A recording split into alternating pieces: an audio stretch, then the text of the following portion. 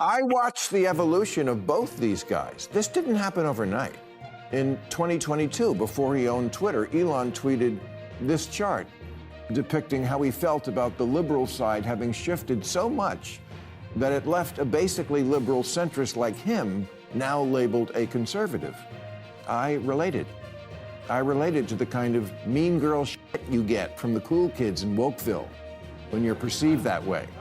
They tried real hard to cancel Rogan a few years ago. And when Elon hosted Saturday Night Live in 2021, well before he was a Trumper, some of the cast members gave him the cold shoulder for the sin of being rich. If you want to win my vote, don't give me the ick. You know what the ick is, right? It's a term mostly used in the dating world to describe that moment when one of the people, usually the man, does something so icky that the woman cannot forgive it or forget it. Like sending a dick pic or being mean to the waitress, paying for dinner with a coupon, getting his mother to call you when you dump him, asking for sex in baby voice. Once you give her the ick, it's a wrap. Bill Maher just sparked a fire under the Democrats and made it clear he's finished being polite with the radical left spectacle. In a no-holds-barred monologue on Real Time, the outspoken comedian went off on how the left has completely lost touch with reality and hinted this could be his final act. Surprising maybe to the woke crowd, but if you've been following Maher for a while, this revelation was a long time coming. He's been steadily moving toward this clash for years. Before we dig into the wreckage, don't forget to hit that subscribe button so you never miss when we drop truth bombs like this. Let's jump in. Here's the dilemma for Democrats. Their young people, their key constituency, not only don't like their own civilization, they like the wrong one. They actually think Hamas is a liberation movement. They chant for the Houthis. They're chanting, "We will honor our martyrs" at Yale. They're looking for love in all the wrong countries. Someone needs to tell the kids that America is not the society where women basically have no rights, where there's zero freedom of religion and where dissent is punishable by death. Our democracy may be on life support, but we still have elections. So, if you're curious about what's got Bill Maher so riled up and ready to bail, here's the raw, unfiltered take. The left has completely derailed with their out-of-control woke crusade. Maher's been sounding the alarm for years, warning the Democrats. They're racing headfirst down a path to self-destruction. But they ignored it. Now, they're not just promoting delusional beliefs, they're brainwashing kids to despise America while praising regimes that dream of destroying it. That's not progressive, that's madness. And for Maher, this was the breaking point. He couldn't tolerate it any longer. He unleashed his frustration in classic, uncensored style. Let's just say he didn't pull any punches. And thank goodness for that. Coachella this year, when an Irish rap group projected onto screens, Israel, Free Palestine, got big applause. Globalize the Intifada is the catchphrase that's really catching on these days, as if worldwide suicide bombing and cosplaying Islamic revolutionaries is the answer to our problems. At an AOC Bernie Sanders rally in Idaho last month, someone threw a Palestinian flag over an American flag, and the crowd erupted in approval. What should have happened after that is one of the adults on stage should have told their young, loyal followers, this is not a symbol of freedom. This is. You can practically see the frustration etched into Maher's face as he calls out party leaders like Bernie Sanders and Alexandria Ocasio-Cortez for the disturbing decline of patriotism among young Democrats. And the irony? AOC and Sanders keep proving his point. They're not standing up for America, they're inciting outrage, deepening division, and pandering to the most extreme parts of their base.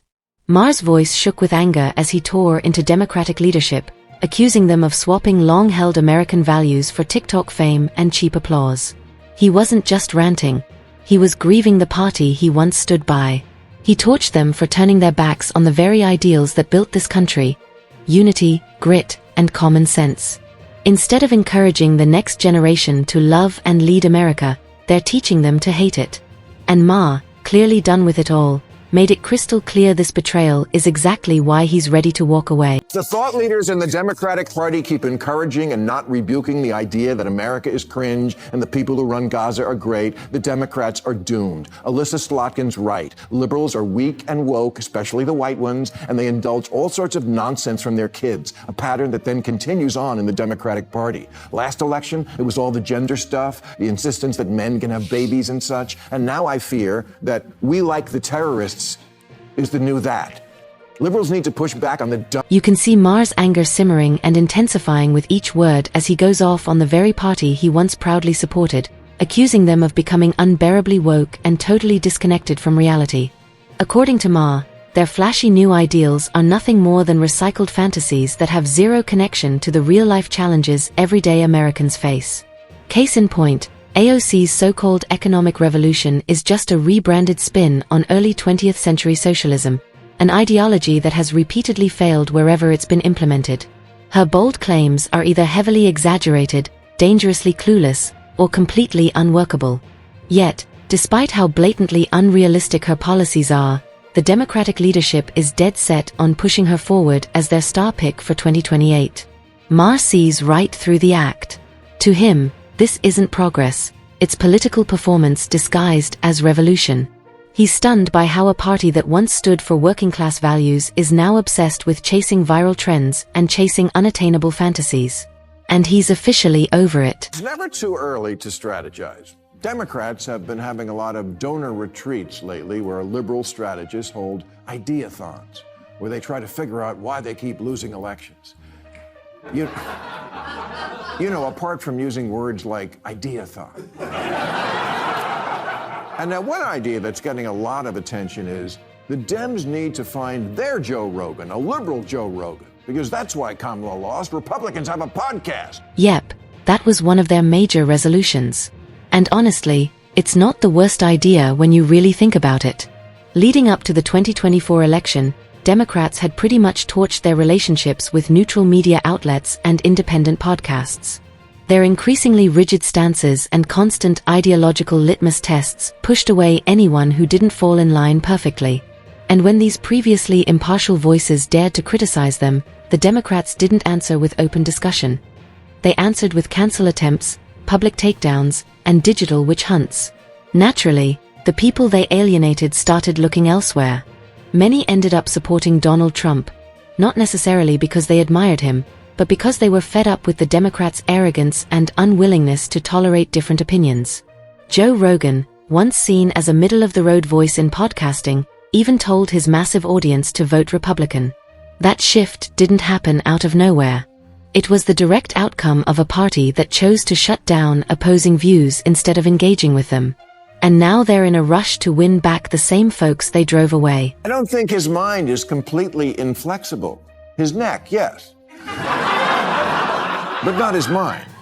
And he's expressed unease with some things Trump is doing, as has a certain disgruntled former employee named Elon Musk, who, like Joe, is another guy who 5 years ago was thought of as a liberal, but got driven into the other camp by bad attitudes and bad ideas, a reversal I completely understand, although I would never emulate.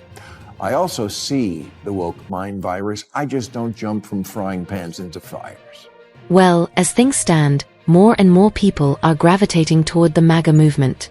And whether he admits it or not, Bill Maher is slowly moving in that direction too. Sure, he recently said in a clip that he's not switching sides. But let's be real, that's exactly what Elon Musk said at first. Same goes for Marco Rubio, J.D. Vance, and even Joe Rogan. All of them initially denied any political shift until the Democratic Party's extremism made the choice for them. Maher may not be throwing on a red hat just yet, but his critiques, frustrations, and increasingly shared viewpoints make it clear he's not far off.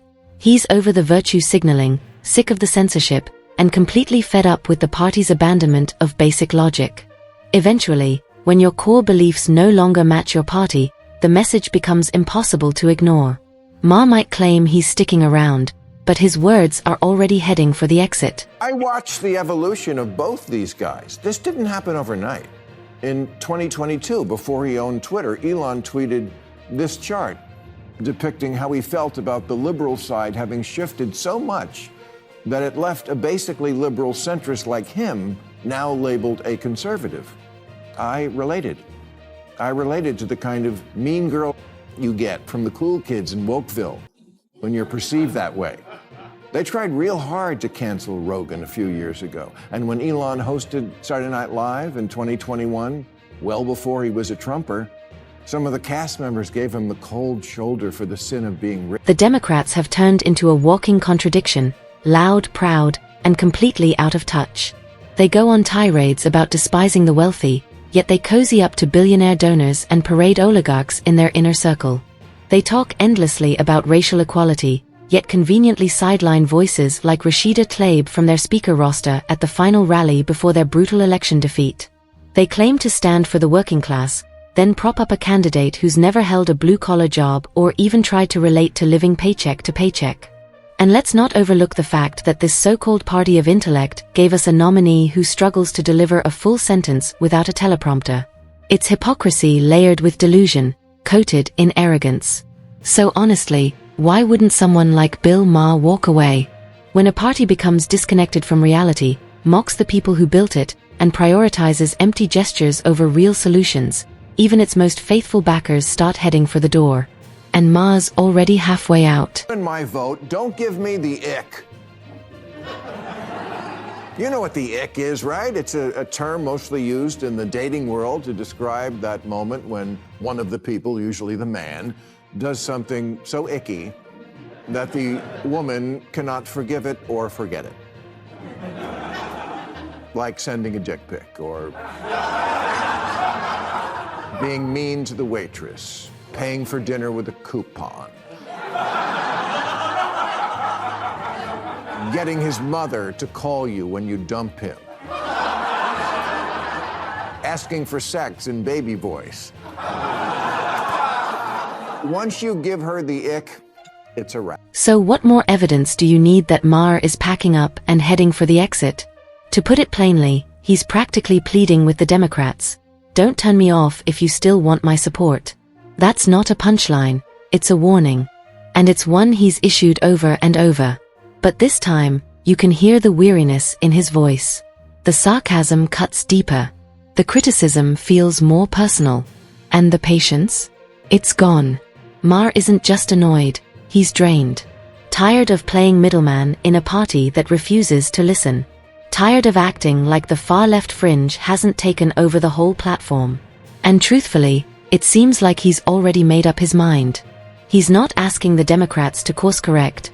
He's simply explaining why he walked away. A couple of weeks ago, Bobby Kennedy, scion of the most storied dynasty in Democratic Party history, dropped out of the presidential race and threw his support not to the Democrat, but to Trump. And everyone all at once said the same thing. Bobby Kennedy did something weird?